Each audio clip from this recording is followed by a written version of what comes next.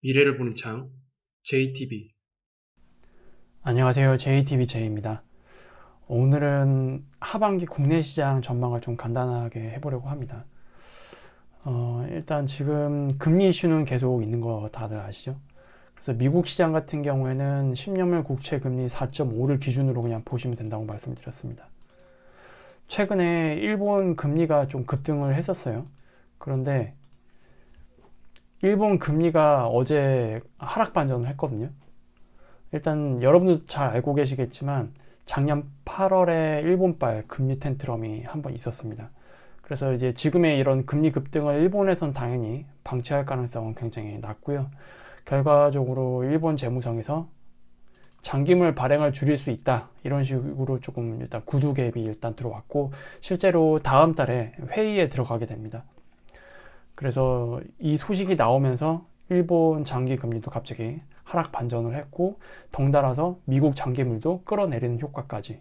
그래서 다시 미국이 10년물 국채 금리가 4.5 밑으로 내려왔잖아요. 그와 동시에 미국의 시장도 반등을 해주는 그런 모습을 보여줬습니다.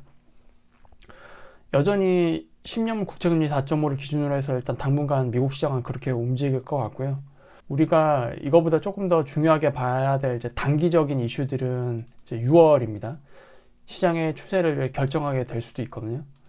일단 첫 번째로는 관세 정책이 미국의 경제 활동에 어떤 영향을 미쳤는지 확인하는 첫 번째 하드 데이터가 될 거예요. 그래서 6월 데이터가 무엇보다 굉장히 중요하고요. 그리고 만약에 둔화가 되었다, 그러면은 어느 정도 둔화가 되었는지 이거를 이제 시장이 체크하려고 하겠죠. 그리고 관세가 실제로 고용과 투자, 물가에 어떤 영향을 미치는지 이 부분에 대해서도 시장은 확인하려고 할 겁니다. 왜냐면 특히 물가에 대해서 계속 이야기가 계속 나오고 있기 때문에, 만약에 뚜껑을 까봤는데 실제로 보니 물가에는 그렇게 영향을 안 주네 라는 식으로 이제 결과가 나오게 되면 이건 또 시장의 긍정적인 요인이 될 수도 있습니다. 그리고 둔화가 되었다고 하면은, 시장이 받아들일 정도의 둔화라고 하면 이것도 마찬가지로 그래도 조금 안심을 해줄 수는 있습니다. 왜냐하면 일단 관세 정책이 시행됐고, 그 다음에 미중 간의 어떤 이제 과도한 고율 관세 이런 것들이 한번 후퇴를 했잖아요. 그럼에도 불구하고 어쨌든 관세는 적용될 거란 말이에요. 이 둔화 정도를 알아야만 향후 관세에 대한 어떤 협상 이런 것들은 이제 계속 이어질 거거든요. 그래서 그 부분을 그래도 미국 경제가 좀 방어할 수 있겠구나, 아니면은 여기서 이제 추가적인 관세 정책이 나오게 되면 못 버티겠구나, 이거를 어느 정도 가늠할 수 있을 것 같거든요.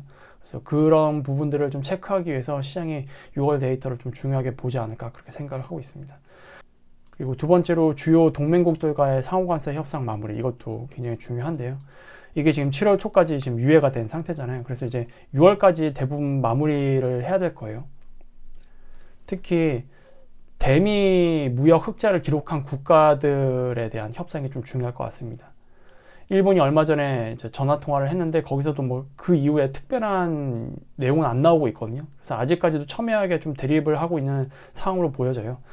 그리고 우리나라 같은 경우에도 이제 차기 정부가 6월 초에 꾸려질 텐데, 그 이후에 이제 본격적인 협상에 들어갈 겁니다. 그래서 과연 협상을 어떤 식으로 마무리가 되는지, 웬만하면 관세를 최대한 내리고 뭐 줄 건 줄고 받을 건 받을 수 있는 그런 협상이 마무리가 되면 굉장히 베스트하겠죠. 어쨌든 그런 부분들을 좀 확인을 해야 됩니다.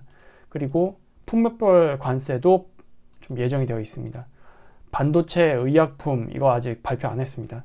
그리고 얼마 전에 또 스마트폰 품목별 관세를 트럼프가 갑자기 언급을 하기 시작했잖아요. 이 부분도 좀 확인을 해야 될 것 같고요. 그래서 6월에 우리가 확인을 해야 될 부분은 이제 이 정도 될 것 같습니다. 이거에 따라서 좀 변동성을 일으킬 가능성이 좀 높긴 하겠죠. 그래서 이거에 대한 이제 최종 결과에 따라서 드디어 이제 불확실성이 해소가 됐다, 어느 정도. 그래서 시장이 이제 위로 뻗어갈지, 아니면 이거에 대한 결과가 너무 나쁘게 나와서 전망이 어두워질지, 이게 좀 결정이 될 것 같습니다. 그리고 제가 아까 이제 메인 제목으로 하반기 국내 시장 전망을 간단하게 해드린다고 말씀을 드렸는데, 일단 앞에 내용들은 일단 글로벌적인 이슈고요. 국내 시장 한정에서는 하반기는 좀 괜찮게 보고 있습니다. 일단 상법 개정이 가시화가 될 것 같고요. 그리고 배당 소득세도 굉장히 중요한데 이게 어떤 방식으로든 개선될 거예요. 이거는 확정적입니다. 그리고 이 두 개는 좀 묶여 있죠. 그리고 첨단 산업에 대한 재정 부양이 우리나라도 시작될 겁니다. 지난 거의 3년간은 우리나라만 첨단 산업 쪽으로 재정 부양이 안 돼서 못 따라갔습니다. 근데 이번에는 이제 진행될 거예요. 그래서 그거에 따른 수혜도 분명히 있을 겁니다. 그리고 한은에서 추가 금리 인하가 예정이 되어 있어요. 그리고 아까도 말씀드렸지만 이제 6월 달을 지나가게 되면은 관세 불확실성이 어느 정도 해소될 것 같거든요. 근데 문제는 관세 협상에 따른 피해 업종이 나올 수도 있잖아요. 요거는 좀 별도로 우리가 좀 생각을 해볼 문제이긴 합니다. 어쨌든 시장 전체적으로 봤을 때는 관세 불확실성은 해소되는 방향으로 갈 거다 이렇게 좀 보고 있습니다. 그리고 미국 채권 시장의 유동성에 공급되는 그런 정책들이 나올 거예요.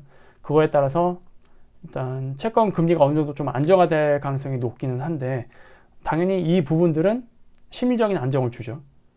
그리고 이런 환경 자체가 약달러 쪽으로 좀 가게 될 가능성이 높기 때문에 그거에 대한 이제 전체적인 시너지도 같이 발생할 가능성이 높습니다. 그래서 요약을 해보면 이제 6월 달에 여러 가지 확인해야 될 이슈가 많다고 말씀을 드렸는데 6월 조정 시 우리나라는 기회 관점으로 보는 게 맞겠다라는 생각이 듭니다.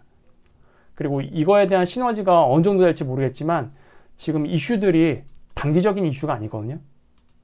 향후 우리나라 금융시장의 체질을 아예 바꿔버릴 만한 중장기적인 모멘텀이 있기 때문에 정말로 이런 것들이 좀 잘 풀리게 되면은 뭐 연말이나 아니면 내년 초에는 우리나라 지수가 맨 앞자리가 바뀔 수도 있는 그런 긍정적인 모습도 보여줄 수 있겠다라는 개인적인 희망을 좀 가지고 있습니다.